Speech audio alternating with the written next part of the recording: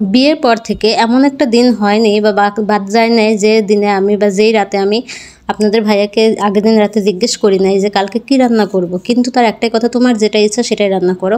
তো আমিও আমার মন মতো কিছু একটা রান্না করে রাখি, যখন খেতে দেই দুপুরবেলা লাঞ্চে আসে তখনই খেতে দিলে বলে এটা রান্না করছো, অন্য কিছু রান্না করতে পারো নি।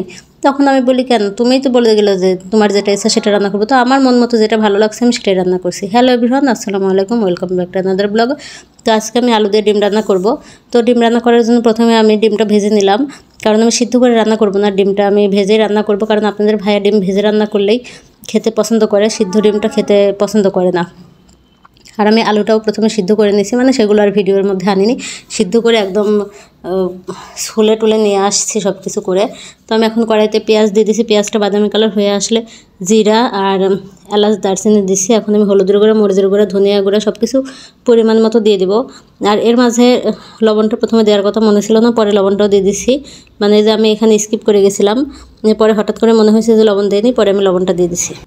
কি আর বলবো বলেন, আমি যখন ভিডিওতে ভয়েস দিতে আসি তখনই হয়তো সবাই বুঝতে পারে যে আমি এখন ভিডিওতে ভয়েস দেব, তখনই এই পাশ থেকে গরু ডাকা শুরু করে দেয়, এই পাশ থেকে কুকুর ডাকা শুরু করে দেয়, এই পাশ দিয়ে মানুষজন গেট লাগায়, গেট খুলে মানে রাস্তা দিয়ে গাড়ি ঘোড়া যাতায়াত করে, ছোটো পোলাপান দৌড়াদৌড়ি সব কিছু শুরু করে দেয়। আর যখনই মানে আমি ভয়েসটা দিব না তখন দেখা যাবে একদম চুপচাপ নীরব। আর এই নীরব দেখেই যখন আমি ভিডিওতে ভয়েস দিতে আসি তখনই একদম চারপাশ থেকে আবার শুরু হয়ে যায়।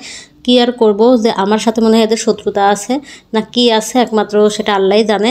যাই হোক, এখন আমার তরকারি কষানো হয়ে যাচ্ছে, মানে কষানো মানে আমি মশলা কষানোর পরে আলু দিয়ে দিচ্ছি। আর আলুটা যেহেতু সিদ্ধ করা, ছুলে রাখা, সব কিছু করা, তো এটা আর বেশি কষাতে হবে না। এখন আমি পরিমাণ মতো পানি দিয়ে দেবো। তো পানি দিতে গিয়ে তো পানি একদম সবটুকু পড়ে গেছে।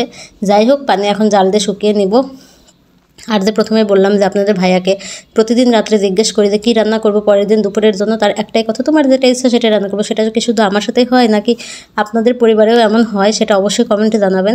এটা আমার একেবারে বিয়ের পর থেকে প্রতিটা দিন এমন হয়ে আসছে, আমার মন মতো রান্না করবো আর পরে এসে বলবে যে শুধু এইটা রান্না করছো, আর একটা রান্না করলেই তো পারতা, এটা রান্না করলেই তো পারতা, কিন্তু আগে বলে যাবে না যে এটা রান্না করবে ওটা রান্না করো, সেটা বলবে না। যাই হোক, কথা বলতে বলতে রান্না তো প্রায় শেষের দিকে চলে আসছে, কড়াইও চেঞ্জ করে ফেলছি। আর হ্যাঁ, আপনাদের কাছে আমার ভিডিওগুলো কেমন লাগে সেটা অবশ্যই জানাবেন। আর যদি ভালো লাগে তাহলে অবশ্যই লাইক, কমেন্ট অ্যান্ড শেয়ার করতে ভুলবেন না। আর আমার এই নামেই সেম নামে একটা ইউটিউব চ্যানেল আছে, যদি ভালো লাগে তাহলে অবশ্যই সাবস্ক্রাইব করে দিবেন। আর এখন আমি ডিমগুলো দিয়ে দিছি, আর ডিম দেওয়া শেষ।